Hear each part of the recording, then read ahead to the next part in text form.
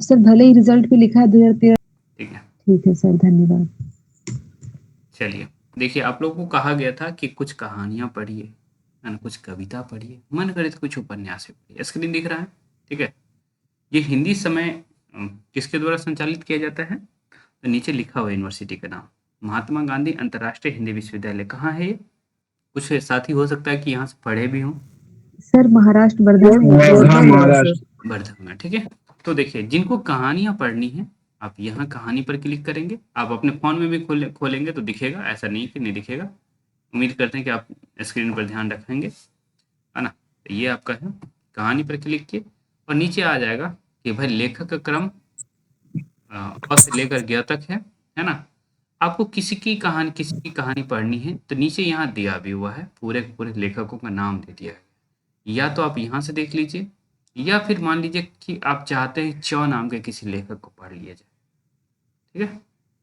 हम च पर क्लिक करेंगे और च से देखिए गुलेरी आ गया, ओके? हालाँकि हीरे का अ, हीरा लिखा हुआ है ना? इनका सभी कहानी नहीं है इस पर, कुछ कहानी है, कुछ नहीं है, ठीक है? ऐसे चंद्रकांता का है, चंद्रग्रहण सोनाडेक्सा का है, ओके? तो जो उपलब्ध है, जैसे चंद्र शर्मा गुलेरी यहाँ देखिए, उसने कहा था घंटाघर, धर्मपरायण, रिछ, पाठशाला, बुद्धू का कांटा, सुखमय जीवन, ओके? और हीरे का हीरा, इतना सारा कहानी। हम लोग मुख्य रूप से 3 कहानी पढ़ते हैं क्या? लेकिन आप देखिए कितनी कहानियाँ हैं इनका, ठीक? तो आप चाहें तो इनमें से कोई कहानी पढ़ सकते हैं, है ना? आपको मान लीजिए च नाम से किसी का नहीं पढ़ना है, आपको आपको पढ़ना है मान लीजिए प नाम से, है ना? बहुत सारे साथी प नाम से ढूँढ रहे होंगे, ओके? तो देखिए पंकज मित्र आ रहा है, पद्मा राय आ रहे हैं, पद्मा सचदेवा काफ़ी फेमस है तो इनका पढ़ सकते हैं आप। उग्र की कोई कहानी पढ़ सकते हैं आप। उसके बाद प्रेमचंद की कहानी आप पढ़ सकते हैं। देखिए इतना सारा कहानी है, कफन पढ़ने का मन करे, है ना? दो बहनें पढ़ने का मन करे, दुनिया का सबसे अनमोल रत्न पढ़ने का मन करे, है ना? कोई भी, तो इस पर क्लिक कर दीजिएगा। मान लीजिए हमें पढ़ने का मन कर गया भाई, दो बहनें पढ़ने का मन करे, ठीक? तो आराम से पढ़ लीजिए, ओके? पढ़ लिया आप, पढ़ा जाएगा, है ना? ऐसे ही आप लोग फ़ोन में शॉर्ट्स, रील ये सब जो देखते रहती हैं या रहते हैं, तो उससे बेहतर है कि हम कहानियाँ पढ़ें, कविता पढ़ें, वो काम आएगा। आप बोल पाएँगे, समझ पाएँगे, है ना? इंटरव्यूअर जब बात आपसे करेगा तो आप अपने में कंटेंट डाल पाएँगे, ठीक है? किसी को क कहानी नहीं पढ़नी है, कविता पढ़नी है, लीजिए भाई, ओके? इतने सारे सर अगर वर्तमान समय के लेखकों का कुछ पढ़ना हो तो क्या क्या पढ़े, मतलब वर्तमान उसका समय के अगर कहें कि लेखक के बारे उसका में कुछ उसका पढ़ी हैं, उसका कुछ मैं वर्तमान के एक लेखक के जुगाड़ कुछ उसका कहानियां एक या जुगाड़ मैं कविताएं, बताता तो हूँ। पता ही नहीं है देखिए, वर्तमान के एक कौन कौन से एक हैं, मिनट कुछ एक ऐसा एक बता मिनट देते हैं। ठीक है, 1 मिनट, 1 उसके लिए बेस्ट तरीका ये है ना कि आप क्या करेंगे कि राजकमल प्रकाशन या फिर लोक भारती, हालाँकि उसको भी वही खरीद लिया है, या फिर जो भी प्रकाशन आपके दिमाग में आए, विशेष तौर पे राजकमल, ठीक? उसका वेबसाइट पर जाएँगे, आते हैं हम राजकमल की वेबसाइट, राजकमल के पर वेबसाइट पर आ गए।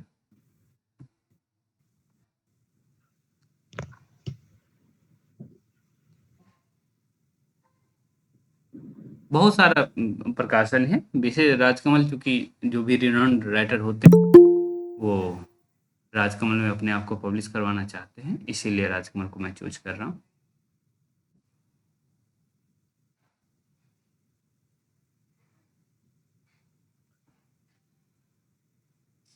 हुँ, ये खुल गया। अब देखिए,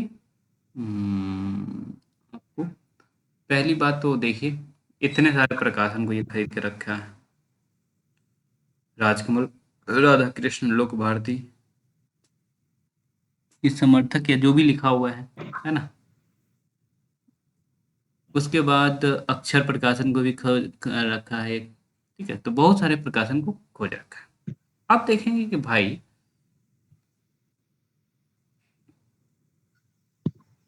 यहाँ इनका ईयर वाइज दिख नहीं रहा, लेकिन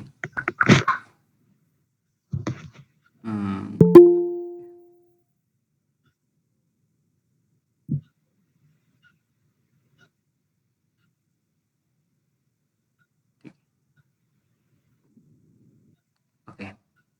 तो एक मिनट, स्टूडेंट कॉर्नर में चूंकि हम लोग के पास ना इसका जो कैटलॉग है वो ऑफलाइन फॉर्म में है हम लोगों के पास, तो वहाँ लिखा रहता है 2023 में प्रकाशित रचनाएं, 2024 में प्रकाशित रचनाएं, इस तरह से दिखते रहता है।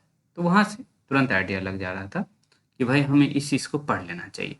ठीक है, तो एक मिनट रुक जाइए, कैटलॉग नहीं दिख रहा है।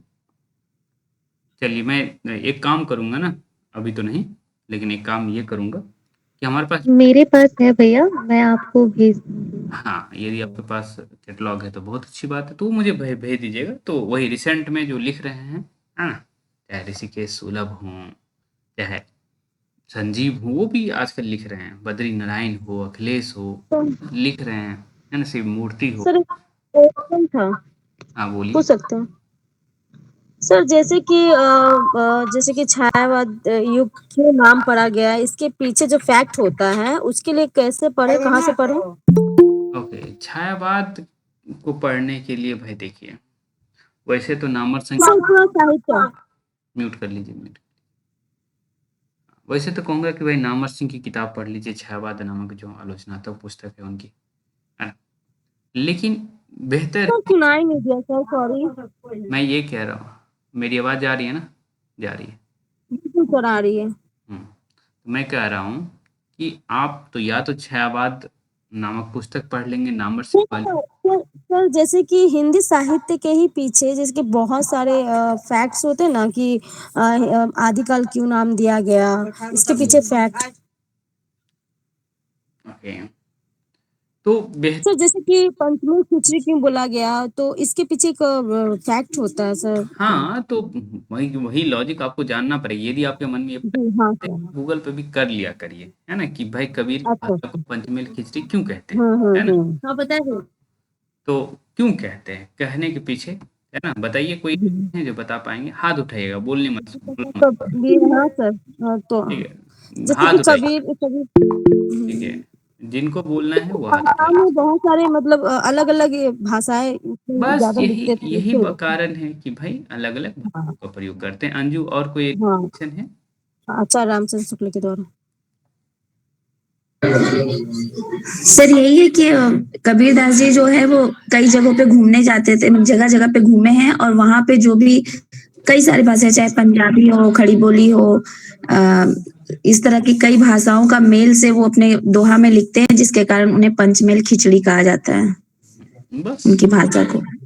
ठीक है, ज्योति सर आप। जैसे कि सर जैसे कि मेरी अभी नीज बता रही है कि जैसे कि वो जब भी कुछ पढ़ाते थे बच्चों को तो सब अपने अपने भाषा में लिखते थे, तो उसे एकजुट करके जैसे कि कबीर जी बोले, मतलब तो सर ऐसे बोल रही हैं। ठीक है, मैं समझ पा रहा हूँ, आपकी भावना समझ पा रहा हूँ। ज्योति, आप कुछ कहना चाहेंगे कि और इसके अलावा पंचमेल तो फैक्ट्स के लिए अगर अच्छा से विस्तार से पढ़े तो कौन सा बुक पढ़ना सही होगा? अभी तो मैं तो आपको एक कहा था कि सरल इतिहास पढ़ लीजिए, एक बार जरूर पढ़ लीजिए। सरल सरल इतिहास, अच्छा। हाँ, और सर? वो उसके बाद हिंदी साहित्य का दूसरा इतिहास भी पढ़ सकती हैं, लेकिन वो आपके लिए थोड़ा सा कठिन होगा, पर ट्राई कर सकती हैं, है ना। तो वो और भी आलोचना देखिए, ये सब इन किताबों, इन बातों के लिए आलोचनात्मक ग्रंथ ही पढ़ सकती हैं, और इतिहास का ही ग्रंथ पढ़ेंगी, है ना, विशेष तौर पे एक तो क्या सर, क्या सर? हिंदी साहित्य का दूसरा इतिहास, और सर? हाँ, और सरल इतिहास पढ़ लीजिएगा। और आधुनिक हाँ सर, काल को सरल इतिहास विशेष तौर लिख पे लिया। पढ़ना है तो भाई बचन सिंह वाली हैं, है ना, हिंदी साहित्य का आधुनिक इतिहास जो है। अच्छा, तो उन पे मतलब कि फैक्ट होगा ना, हाँ, उसमें आलोचनाएं? फैक्ट है, चीजें ना, आलोचना। छायावाद नाम क्यों दिया गया? बच्चन सिंह की क्या सर? बच्चन सिंह की हाँ, किताब, हिंदी हिंदी साहित्य का इतिहास। दूसरा इतिहास और आधुनिक हिंदी साहित्य का इतिहास, ये दो पढ़ लेंगे तो ठीक रहेगा, है ना। अच्छा सर। हाँ, तो सारी चीजें लगभग मिल जाएंगी। ओके, तो दूसरा इतिहास। सर बच्चन सिंह की ही आधुनिक इतिहास है क्या? हाँ हाँ, आधुनिक काल उनकी, के इतिहास। हाँ उनकी ही है। तो वो चूंकि बच्चन सिंह बहुत बाद में लिखे हैं, तो वो क्या किए हैं कि बैक में जो भी लोग लिख रहे थे, है ना, उनकी बात जी सर। शामिल करते हैं। ठीक, अच्छा अच्छा। मेरे सर ये सामने ऑनलाइन सर पीडीएफ मिल जाएगी ना? पीडीएफ कोशिश करना होगा, पीडीएफ मिल जानी चाहिए। ओके सर, ठीक हम्म, थैंक यू सर। छायावाद को छायावाद जो नाम पड़ा है, इसको एक बार थोड़ा सा एक्सप्लेन करके बता दीजिए ना थोड़ा। ओके थोड़ा बहुत तो पता है, लेकिन एक बार आप अच्छे से बता दीजिए। ठीक है। सर हम बोले एक बार। हाँ सर, अगर एक लाइन से बोला जाए तो कैसे बोलेंगे? ठीक है, मैं बाकी सभी का हाथ डाउन कर रहा हूँ, जिन्हें छायावाद के नाम को लेकर के कुछ बोल है ना, केवल वो हाथ उठाए।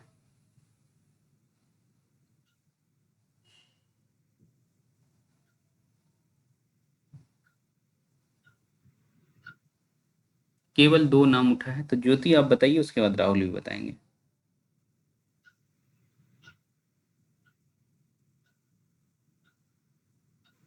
जी भैया।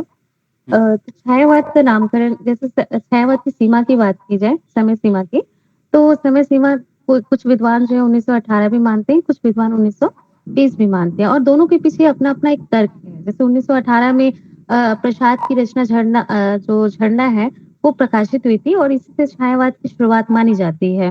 लेकिन अंत भी वैसे ही हम मानते हैं कि छायावाद का अंत कुछ बहुत सारे विद्वान जो 1938 मानते हैं, और बहुत सारे 1936 मानते हैं, और दोनों का ही अपना अपना एक तर्क है। उस तर्क पे मैं नहीं जाऊंगी, लेकिन मैं छायावाद के नामकरण पे आती हूँ।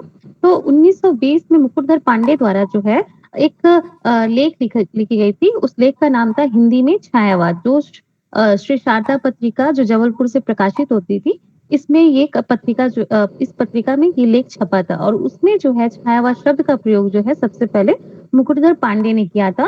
और अ, और इसी प्रकार जो है सुशील कुमार जो है ये द्वितीय प्रयोक्ता है छायावाद शब्द के।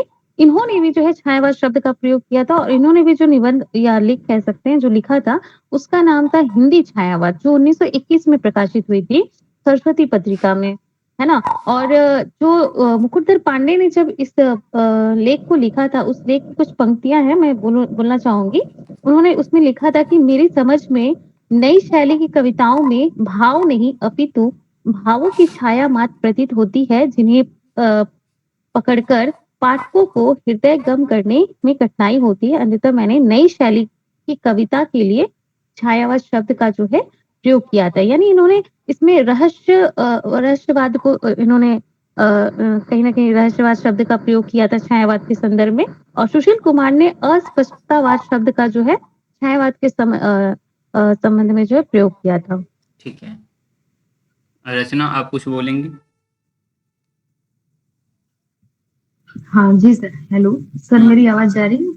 आ रही आगे सर, जैसा कि छायावाद नाम से स्पष्ट हो रहा है, इसका समय बताई है ज्योति जी कि 1800 से लेकर के कभी किसी ने 1800 माना है, किसी ने 1820 से माना है, तो 1800 से 1836 तक माना जाता है। लेकिन सर हमारी बात इस बात से शुरू हुई है, प्रश्न से, कि छायावाद का नामकरण क्यों, किस आधार पे रखा गया है, या छायावाद उसे क्यों कहा गया है। जैसा कि नाम से ही प्रतीत हो रहा है कि छाया यानी किसी का भाव प्रतीक, यानी छायावाद के जो कवि थे और वो अपनी बात सीधे ना रख करके प्रतीकात्मक या लाक्षणिक रूप में रखे, इसलिए इस काल को छायावाद नाम दिया गया। ओके, मतलब लाक्षणिकता की बात कर रही हैं जी, प्रतीकात्मक और लाक्षणिकता, रहस्यवाद की बात कर रही थी जी।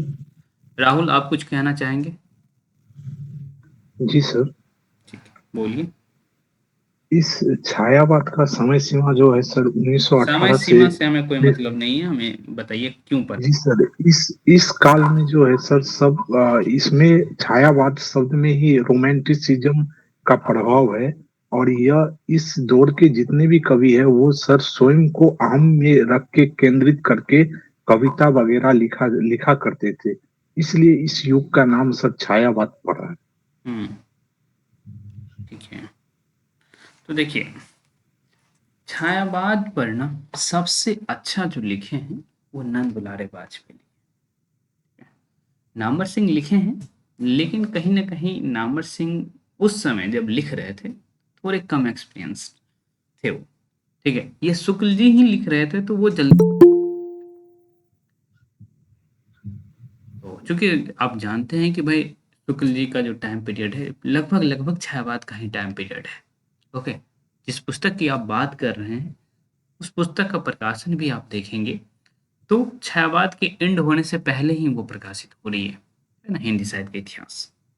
तो बेहतर तरीके से जब छायावाद को बताना हो तो नंद दुलारे बाजपेयी का एक डेफिनेशन सुन लीजिए और इसी डेफिनेशन को हूबहू आप बता दीजिएगा, ठीक है।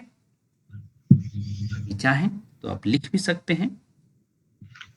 इसमें देखिए छायावाद में विषय वस्तु को देखें। अभी मैं ऐसा नहीं कि बोल रहा हूँ स्टेटमेंट, जब बोलने लगूंगा तो आपको इन्फॉर्म कर दूंगा।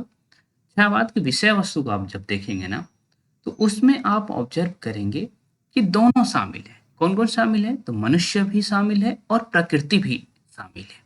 ओके, प्रकृति में पेड़ पौधे पशु पक्षी सब शामिल है। जी और सर। मनुष्य में मनुष्य का मन भी शामिल है, मनुष्य का तन भी शामिल है ना। जैसे एक ही कविता में बीती विभावरी जागरी, है ना। अब देखिए इसमें क्या हो रहा है, संबोधन किससे के तरफ है? मनुष्यों की तरफ है, लेकिन सहारा किसका लिया जा रहा है? प्रकृति का सहारा लिया जा रहा है।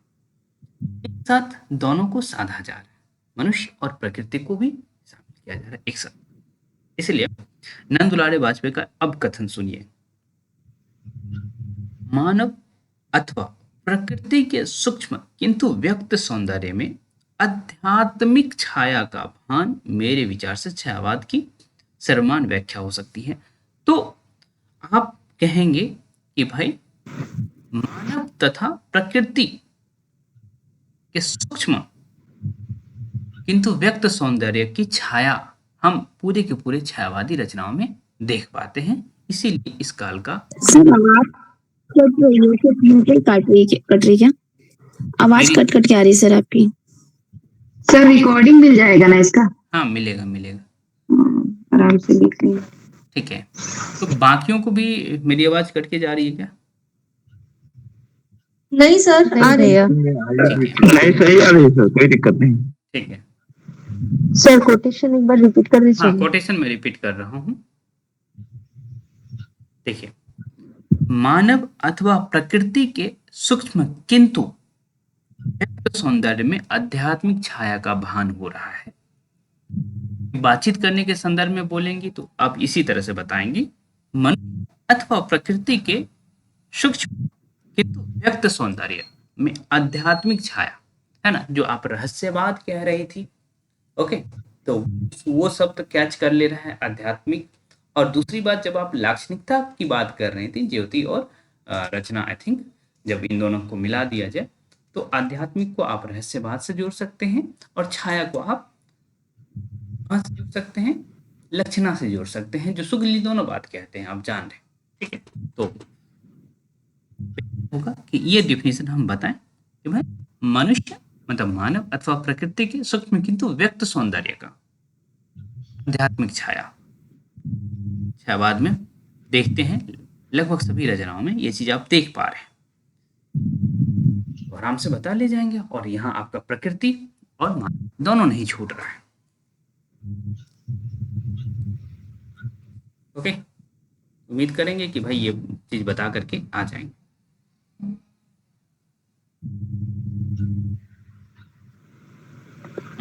हमारे साथ आज कुछ नए साथी हैं, पहले उनसे बातचीत मैं करना चाहूँगा, उसके बाद जो भी साथी हैं बात करने के लिए तैयार हैं। 3 साथी हैं आज। कौन कौन हैं? एक तो टिंकू हैं, मतलब जो भी नाम है, एक उमेश थे, धीरे धीरे उत्तर से कौन पढ़ाने वाले थे? एक मनुष्य और सर्प पढ़ाने वाले हैं। 3 साथी ऐसे हैं जो आज पढ़ाएंगे।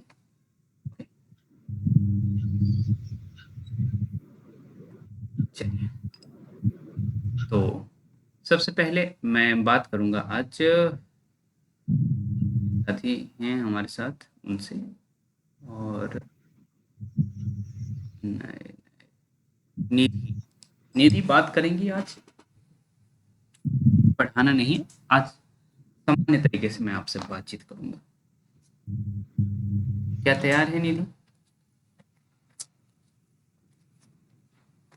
मेरी आवाज आ रही है? माइक ऑन कर सकती हैं आप इस तरह से। यहाँ आपका माइक ऑन करने के लिए होगा ऑप्शन नीचे में, और शायद जानते भी होंगे, ऐसा भी नहीं है। निधि शायद मेरी आवाज़ नहीं सुन पा रही हैं, तो नए साथियों में और कोई हैं जिनसे मेरी बातचीत लगभग ना के बराबर हुई हो?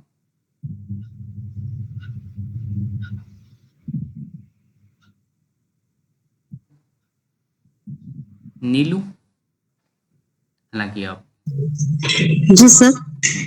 बातचीत करना पसंद करेंगी आप? जी सर। ओके, ठीक है। तो आप क्या चाहती हैं? मैं किस टॉपिक पर बात करूँ आपसे?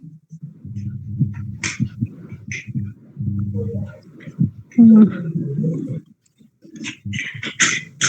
आपका मैं मन सर मैं भी तो फिलहाल में ज्यादा तो थी नहीं समय इसमें, इसलिए मुझे थोड़ा मैं सभी का सुनना चाहती हूँ, बाकी नहीं, सभी क्या नहीं, क्या आज मतलब किसकी। पहले मैं आपसे बातचीत करूँगा, हाँ ठीक है? बाकी आपको प्रेज़ेंटेशन नहीं देना है, ठीक है? जी सर। कोशिश करिए कि नेक्स्ट वीक प्रेज़ेंटेशन दे दें, लेकिन हाँ सर। जैसे-जैसे जी। डिले होएगा, वैसे-वैसे हाँ भीड़ बढ़ेगी प्रेज़ेंटेशन देने वालों की, तो हाँ बेहतर है कि पहले ही दे लीजिएगा, जी। ठीक है? तो जी सर। चलिए मैं कुछ बातचीत आपसे करता हूँ, ठीक जी। है? जो आपका नाम नीलू है, जी हिंदी साहित्य में कहीं देख रखी हैं इस नाम को? सर, भीष्म सानी की सब शायद उपन्यास है, नीलिमा नीला फूल, नीलूफर। हाँ, हाँ, हाँ सर। ठीक है। 2000। हुँ, हुँ।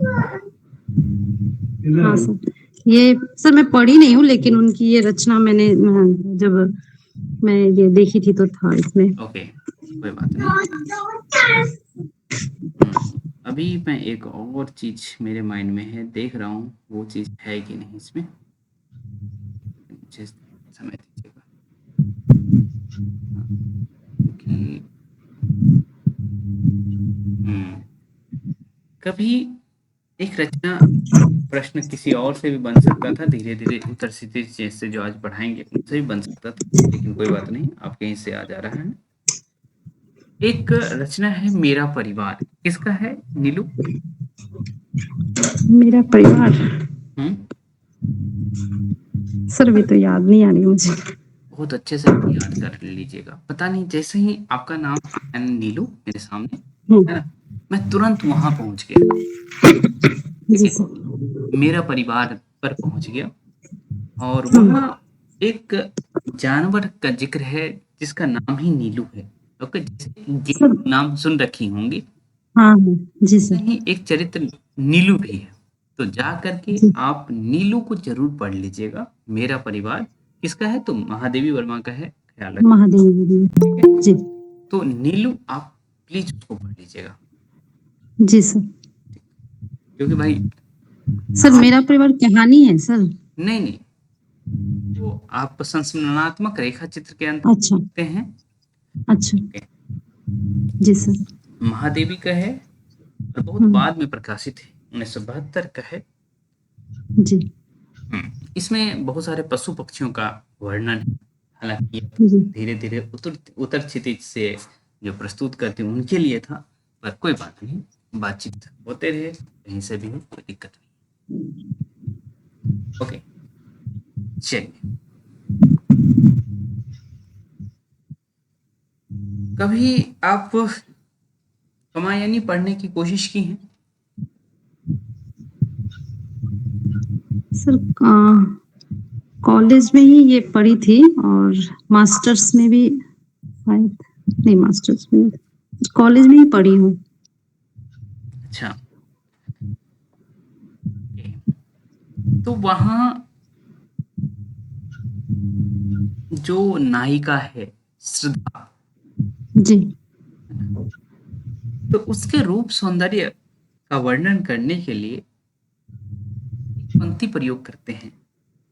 कौन? जयशंकर प्रसाद। जी।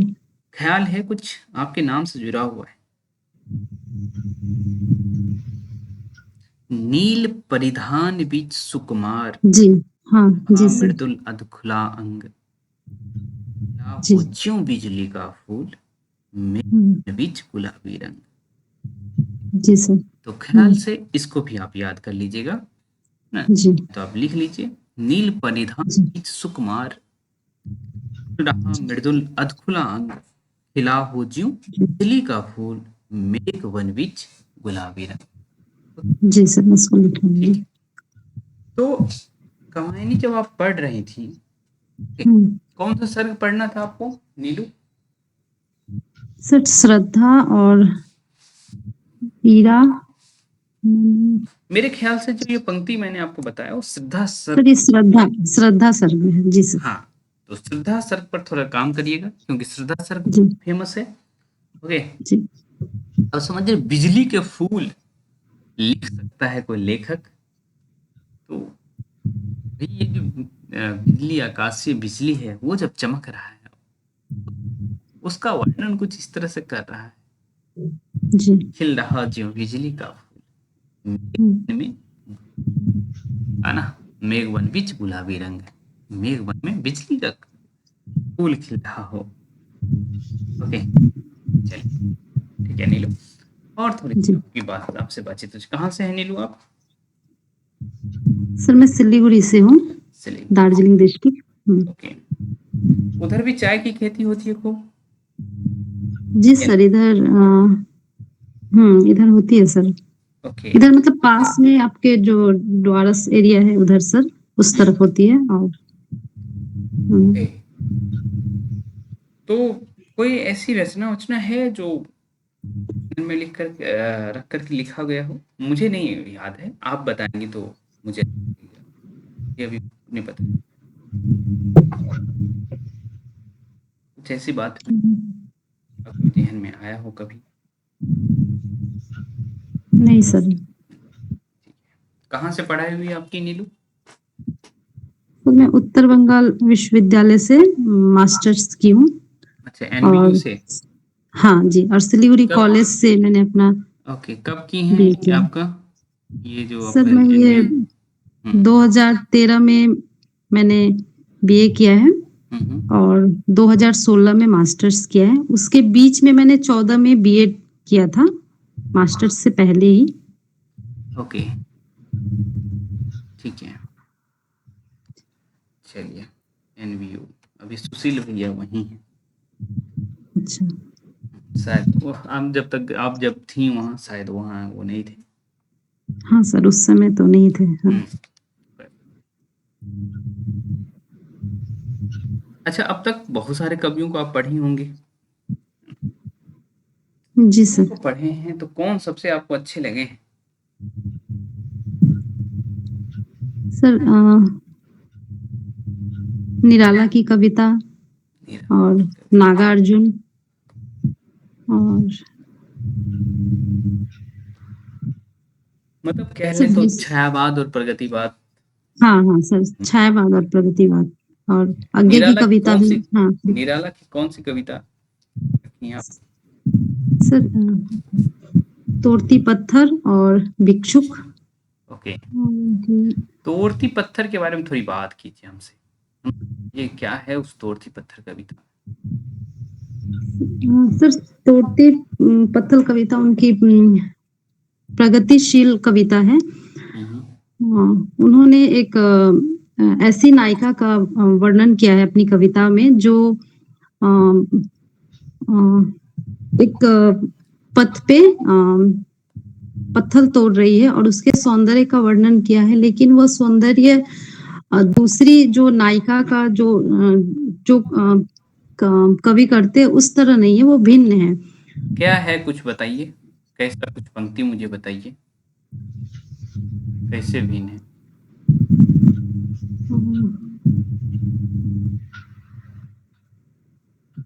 याद है आपको? सर हाँ, वह तोड़ती पत्थर देखा मैंने उसे इलाहाबाद के पथ पर, वो तोड़ती पत्थर। तो थोड़ा भूल रही हूँ लाइन।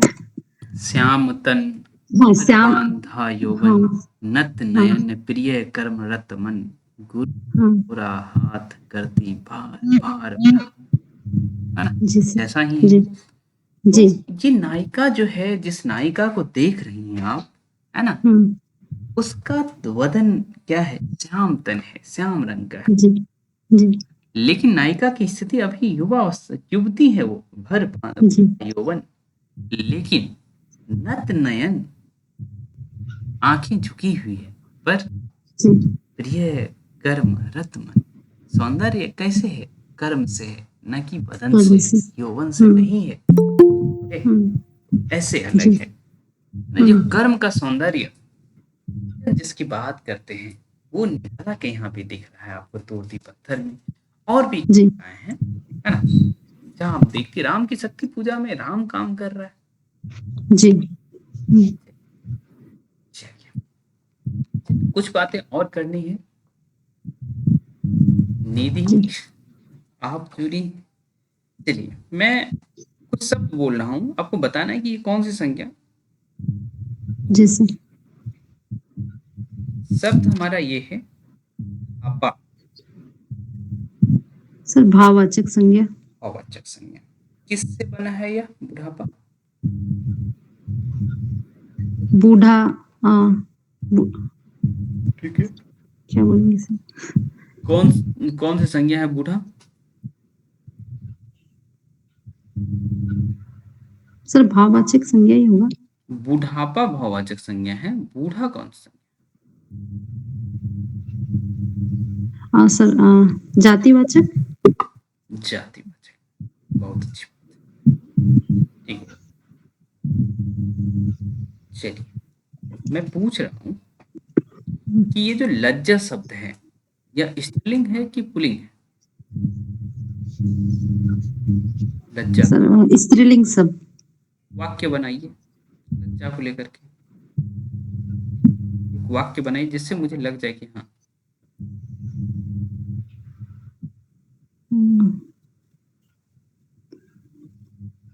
हमें हमें तमाशा देखने में लज्जा नहीं आती। ओके,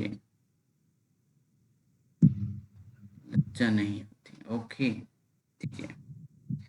मुझे एक और वाक्य बनना है ये दही को लेकर के, और मुझे समझ आया कि ये स्त्रीलिंग और पुल्लिंग में है।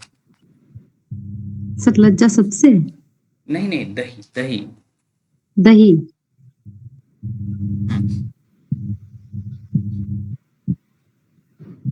सर, दही बहुत दही दही दही बहुत खट्टी है। खट्टी है मतलब आपकी दृष्टि में दही स्त्रीलिंग है? दही नहीं सर, पुल्लिंग है दही। ठीक सर मैं दही सर खट्टा होगा। दही बहुत खट्टा है। ये गलती मत कर लीजिएगा, है ना, कि दही को स्त्रीलिंग बना करके मत आ। सर दही थोड़ा मैं कंफ्यूज हो गई सर। दही। चलिए, टिक म्यूट कर लीजिए आप। जी सर।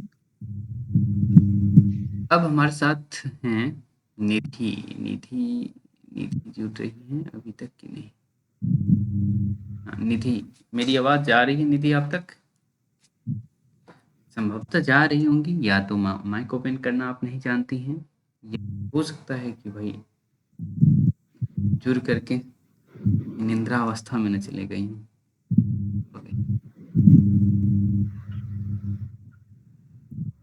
माफी चाहती हूँ, फोन में नेट आज खत्म हो गया।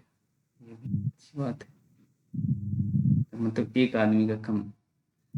उमेश हमारे साथ हैं। उमेश, उमेश सुन पा रहे हैं? जी सर, सुन पा रहे हैं। कैमरा ऑन करके आप आ जाइए। कैमरा ऑन कर सकते हैं ना उमेश? कोई तकलीफ, कोई दिक्कत, परेशानी? सर कैमरा ऑन करेंगे बट मेरा लोकेशन सही नहीं है सर।